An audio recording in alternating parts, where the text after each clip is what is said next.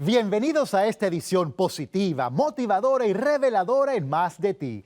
Haremos un viaje en 3 fases con un peregrino que desde muy joven descubrió el don que tenía para comunicar y ordenar ideas, porque según él, cuando hay orden, hay paz. Julio Bebione nació en Argentina, pero su obra se ha vuelto muy internacional. Es autor y conferencista cuya bandera siempre ha sido encontrar la espiritualidad y un propósito de vida. Hoy Bebione está con nosotros y queremos descubrir cómo ser positivos y auténticos como él en Más de Ti.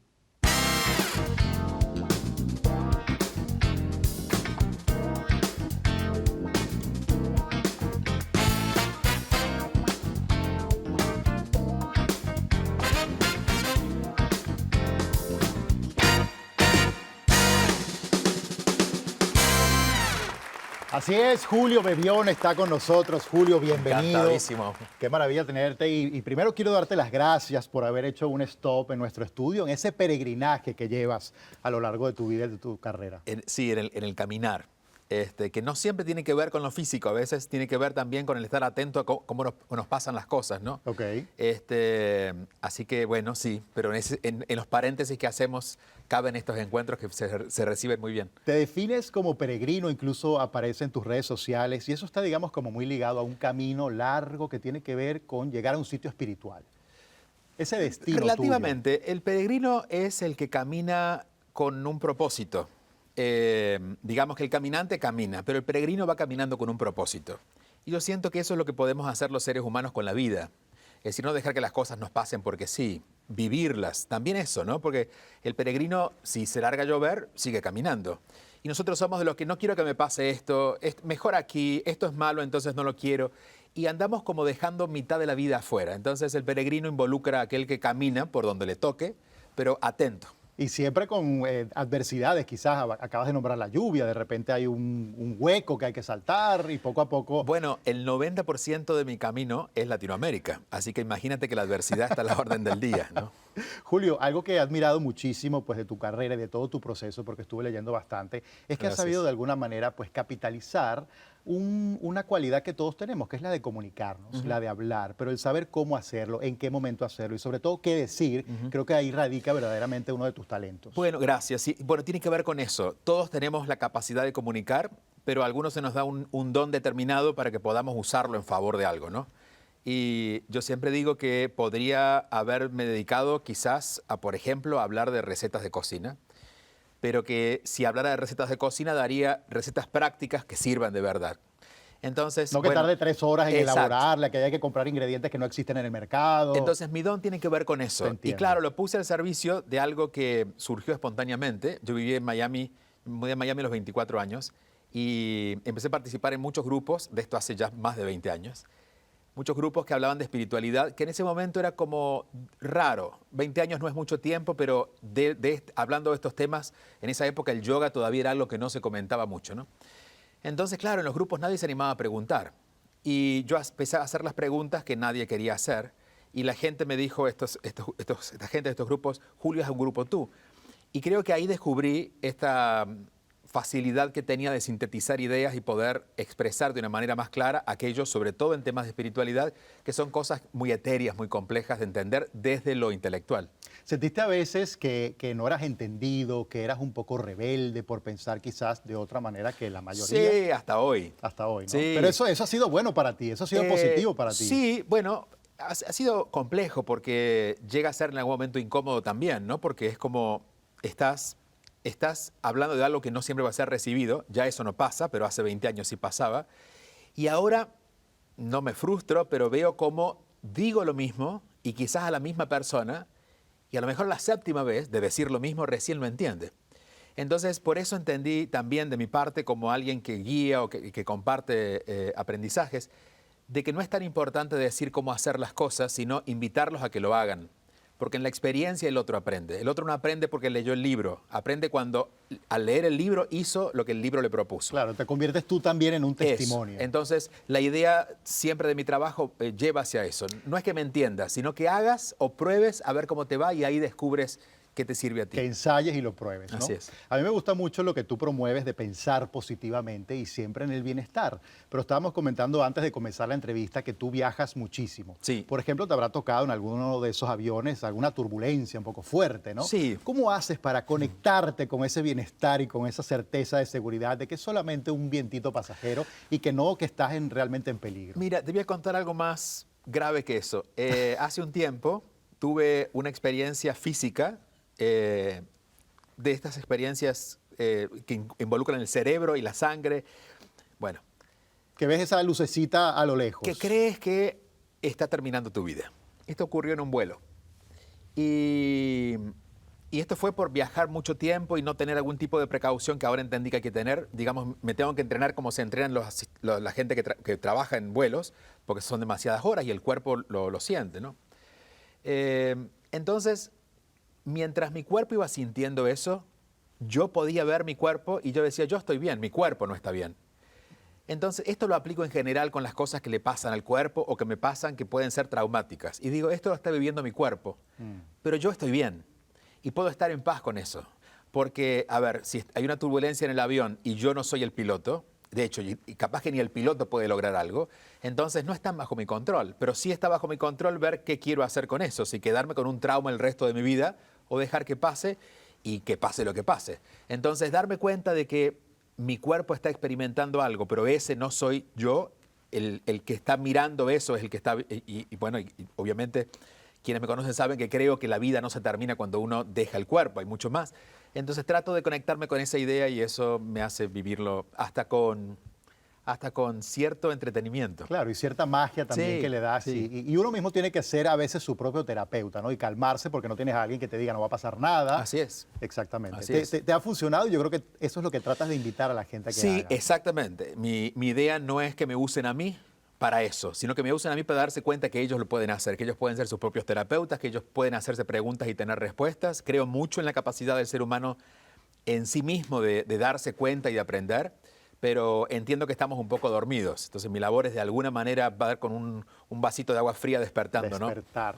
¿Te has encontrado en tantas conferencias o con tantos lectores y tantos encuentros que has tenido con personas con algún caso perdido que tú digas, no, definitivamente esta persona, por más que yo intente decirle que pruebe esta otra manera de ver la vida o que pruebe esta otra manera de ver las cosas, Sí. definitivamente no es para él? No considero ningún caso perdido porque la vida es larga y a veces da muchas vueltas y la persona puede. Pero sí he visto que en ese momento yo no podía hacer nada.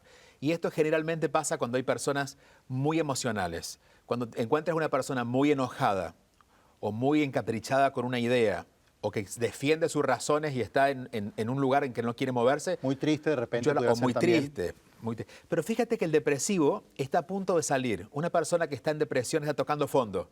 Y a veces una caricia la despierta. Ok. Emocionalmente no está tan involucrado, está más atento. Cuando alguien está muy emocional, pues no hay mucho que hacer. Por eso en esos casos siempre, y le aconsejo a quien sea, y es denle la razón. Ok. Denle la razón. Esa persona quiere tener razón. Denle la razón y dejen que esa persona eventualmente va a encontrar otro motivo para sentirse mejor o mirar las cosas de otra manera. Y déjenla respirar, que es algo que también promueves en uno de tus También, libros, pero eso lo vamos claro. a comentar más adelante. Julio, hay una frase como un mantra, ¿no?, que siempre te acompaña y es que nada ni nadie va a arrebatarte tu paz. Así es. Y yo quería preguntarte cómo se siente la paz, para saber si yo he tenido uno de esos momentos. ¿Cómo la has sentido tú? Mira, se siente siempre diferente. La paz, digamos, no tiene una forma de identificarla como esto es paz. Pero sí te puedo dar algunas cosas que suceden cuando uno Algunos está en paz. indicios. Por ejemplo, Exacto. eso. ¿Qué sucede? No queremos convencer a nadie de nada.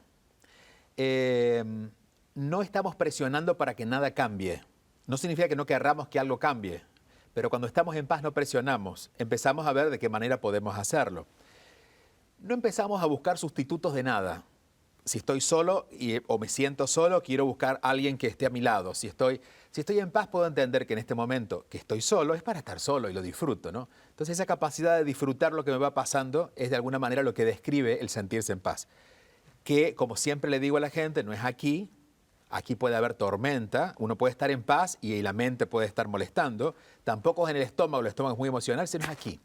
Es una sensación de quietud que ocurre aquí. Un punto medio, ¿no? Sí, ahí, Cuando estamos en paz ahí, realmente es el momento en que nos podemos identificar con la paz. Excelente. Creo que entonces me has dado un poco más de guía sobre cómo se siente. La paz que me queda muy claro que es diferente para cada persona. Fíjate, sin Es dudas. como customizada. Y para nosotros también, cada experiencia va a ser diferente. Y te diría, si lo pudiéramos identificar con un nombre o con una cierta sensación, la andaríamos buscando. Y no estaríamos en paz por querer estar en paz. Entonces, estar en paz está más ligado con el dejar de hacer, con aquietarse. Por eso, todos los caminos, no importa si es religioso o espiritual, siempre incluyen la meditación, la contemplación, porque esto de dejar de hacer es lo que nos va llevando a estar en paz. Pero fíjate que a veces algunas personas cuando quieren lograr un sueño te dicen lucha por ese sueño, pelea contra las adversidades, sigue insistiendo y esa palabra lucha quizás va como un poco en contra Totalmente. de esto que tú estás diciendo de bueno, libera, suelta, Sí. déjalo fluir. A ver, es que yo no creo que la vida se construye por fuera, sino que la vida se construye por dentro y luego se manifiesta afuera. Cuando tú estás claro qué quieres y lo que te mereces, la vida lo va a poner. No significa que te lo va a traer, lo va a ir poniendo, lo vas construyendo. Ahora, cuando tú tienes que luchar, esforzarte, que no está mal, pero es otra forma de vida y requiere un montón de energía y envejecemos muy rápido, ahí es cuando te das cuenta que quieres construir afuera algo que después de construido vas a tener que sostenerlo. Es decir, vas a ser esclavo de eso. Entonces siempre hay una tendencia a perder la paz, recuperar la paz. Lo importante es que cuando la perdamos, gastemos menos tiempo en recuperarla. Y ese es prácticamente el camino consciente, ¿no? Disfrutar también el proceso. Vamos a continuar con este viaje, este peregrinaje, mejor vamos a llamarlo, con Julio Bebione, aquí en Más de Ti.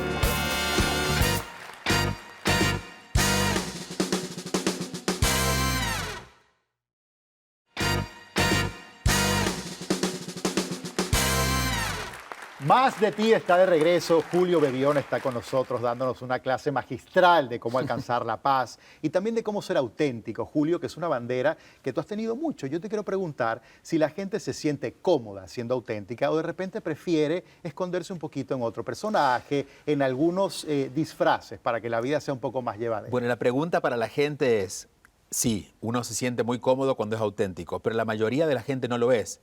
¿Por qué nos quedamos en la incomodidad de sostener un personaje?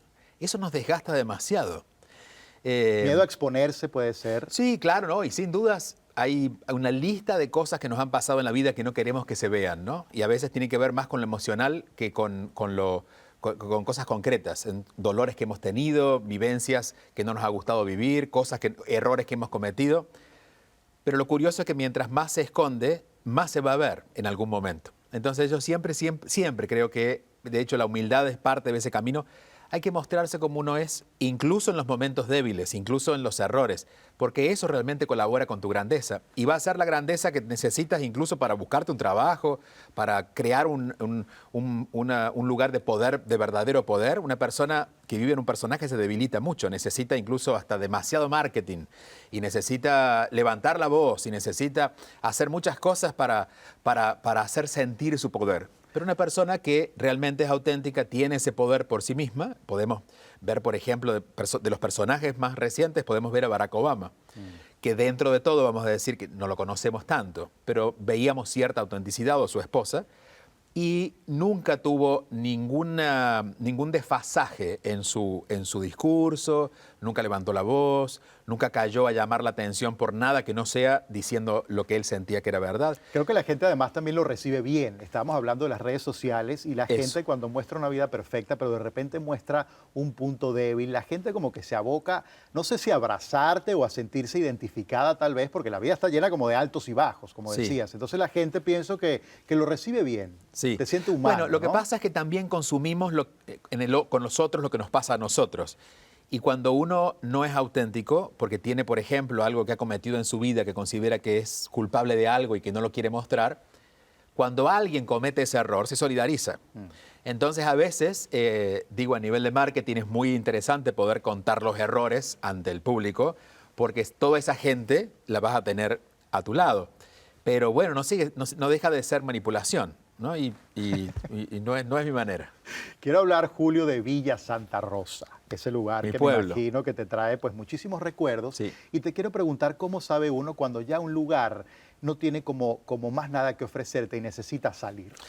Si lo describo en aquel momento, te diría que había una sensación de que no cabía allí. como te lo imagines que así sea.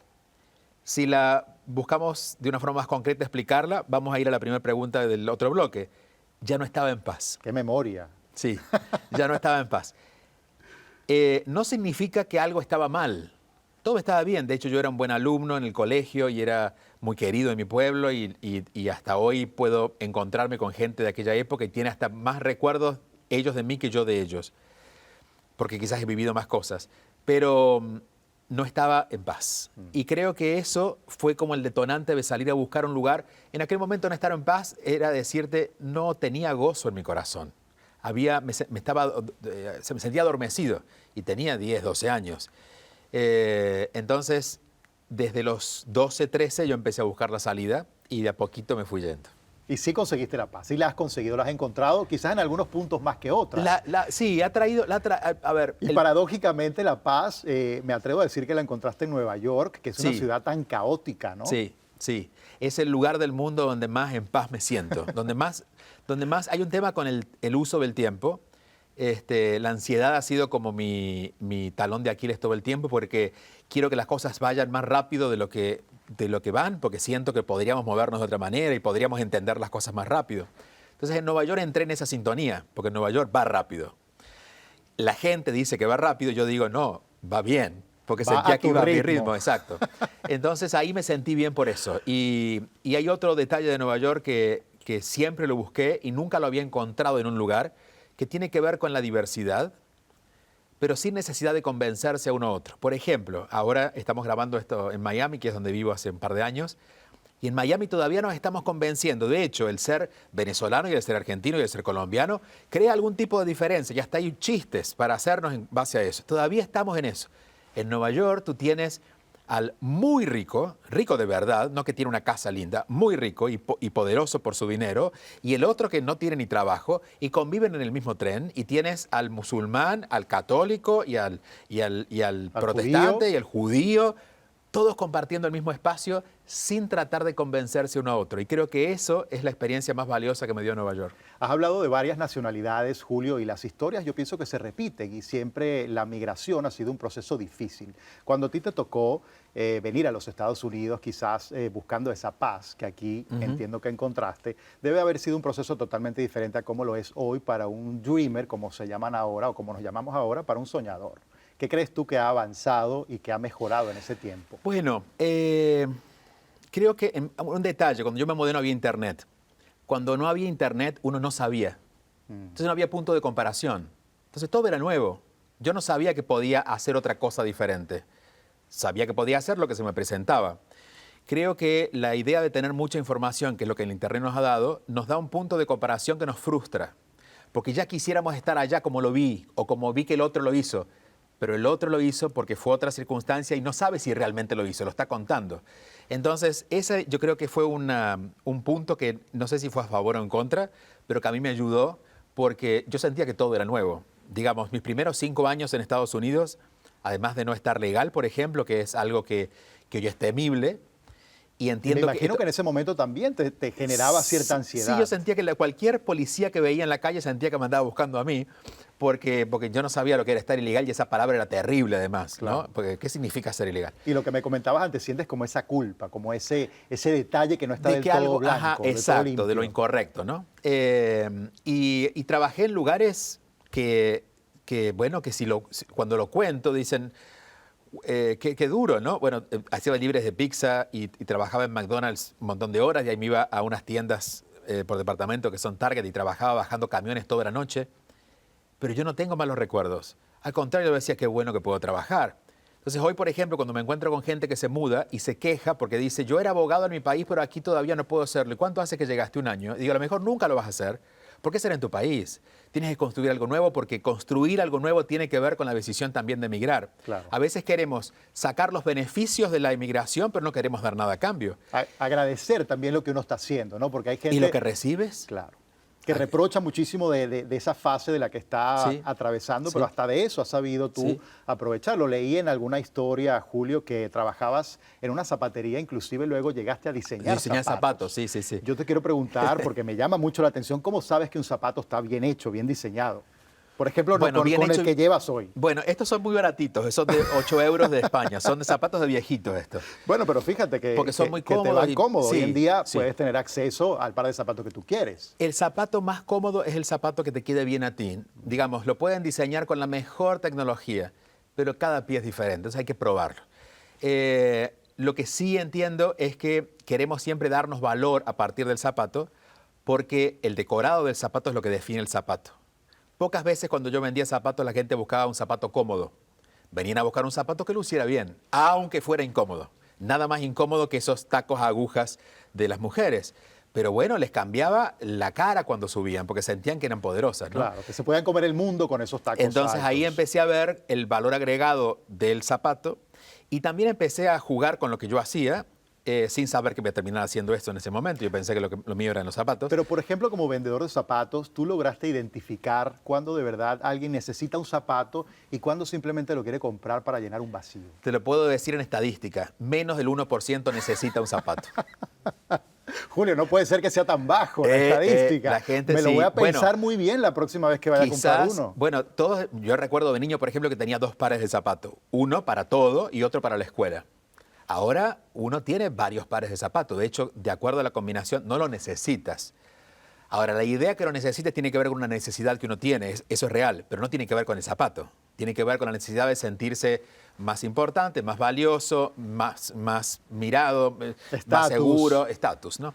Pero fue muy interesante, esa etapa fue muy divertida además. Lo veo y además una forma maravillosa de desnudar un poco la mente humana Sí. de qué es lo que realmente necesita y qué es lo que quiere. Y ahí esos años, yo trabajé 7 años en vendiendo cosas. Y ahí empecé a entender qué pocos necesitamos los seres humanos. Porque en realidad el argumento de venta de la mayoría de los productos que existen en el mundo están basados en una necesidad que no es real. En crearte la Sí, necesidad. Sí, entonces ahí también me volví mucho más simple porque vi el lado de atrás, la parte de atrás del escenario y dije, no, no es verdad, no. Pero creamos en este momento, Julio, la necesidad de tener un compañero para acompañarnos en este peregrinaje y tú lo has sabido hacer muy bien. Pero eso lo vamos a conversar en la próxima parte porque viene una conferencia y Julio Bebione nos va a dar aquí el nombre y los detalles de cómo asistir. Ya venimos.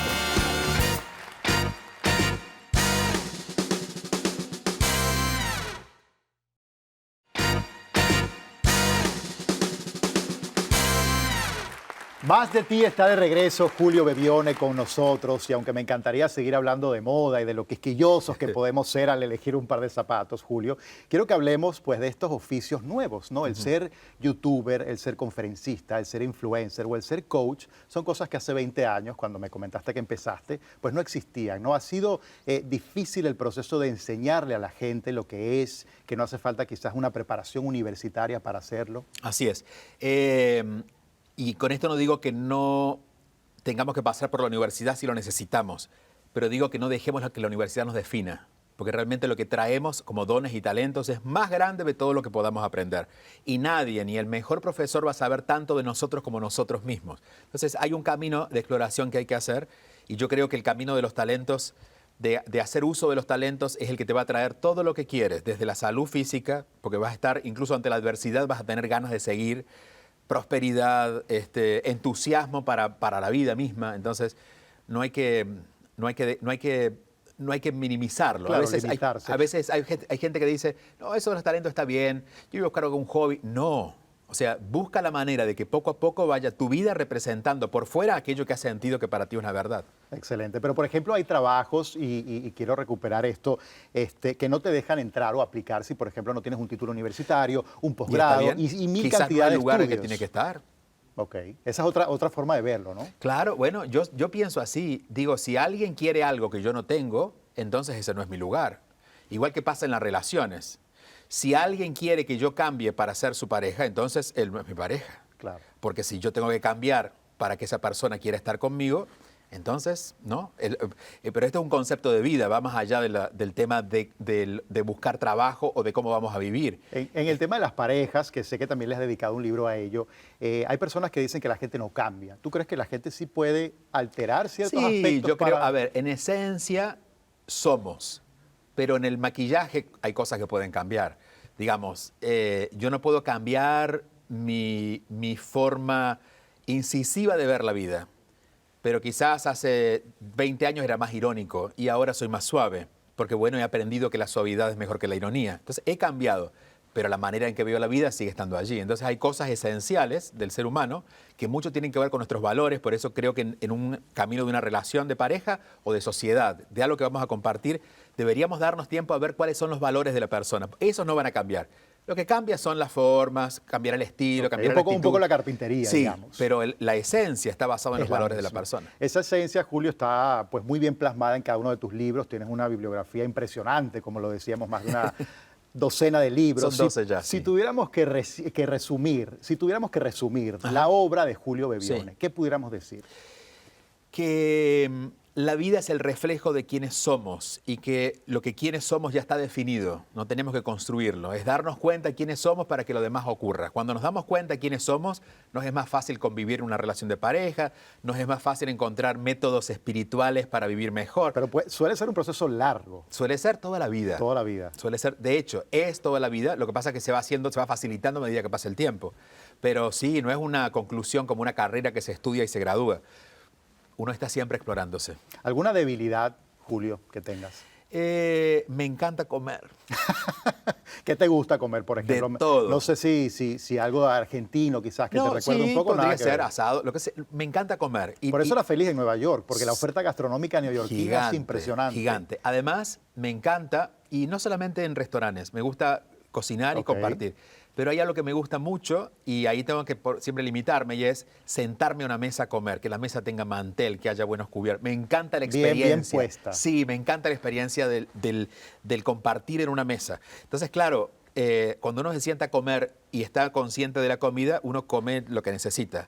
Cuando ocurre todo esto, uno come más de lo que necesita, porque Claro. está en la conversación, porque... Eso te iba a decir, a ti que te encanta tanto conversar y también sabemos ahora que te gusta tanto comer, esa conversación comiendo es maravillosa. Mira, una vez pensé, y esto en algún momento llegará, en crear algún tipo de dinámica, algún tipo de... Una experiencia sí, donde culinaria. yo pueda cocinar, compartir y en que dure 3 o 4 horas y en la que podamos conversar. Porque haría las dos cosas que más me gustan. Y la conciencia, por ejemplo, cuando estás frente a un chocolate, ¿dónde queda? No, el chocolate no es malo. El chocolate tiene muy Claro, mala fama. yo sé. Lo que pasa es que el chocolate depende de la compañía. Igual los excesos también. Y el chocolate que es malo, entre comillas, es porque no es chocolate. Es leche, es todo un montón de agregados. Pero el chocolate en sí, que es el cacao, es maravilloso. De hecho, en tu país tienen uno de los mejores cacaos que hay en el mundo. Que aprovechaba traerme en algún momento, ya no se consigue tanto, esta marca de la Coronita. Pero bueno, en lo que puedo a veces... Pronto volverás a Venezuela, Sí. me lo estabas comentando y sé que lo vas a conseguir. En mayo voy a estar. No tengo fecha exacta, pero si nos están escuchando, viendo en Venezuela, que nos esperen porque vamos a encontrarnos. Sí tenemos una fecha y es el 17 de junio en un teatro que sé que te trae muy buenos recuerdos El porque Colony. no es la primera vez Así es. que te presentas ahí y vienes con nosotros. Nosotros que tanto nos queremos. Nosotros que nos queremos tanto. Que nos queremos es una tanto. conferencia sobre relaciones en general y sobre desmitificar esta idea de las relaciones para convertirlas en algo más cotidiano. No todos tenemos la esperanza de que en algún momento, aunque estemos con alguien, llegue algo a esa relación o llegue alguien que me haga sentir lo que nunca he sentido. ¿Has dedicado quizás, Julio, esta conferencia a las relaciones por la cantidad de, no sé, problemas, Sí. estrés que viene derivado a Sí, esto? creo que la mayor cantidad de estrés en el mundo tiene que ver con eso. No sabemos relacionar, no solamente relaciones de pareja, padres e hijos, hijos con padres, compañeros de trabajo.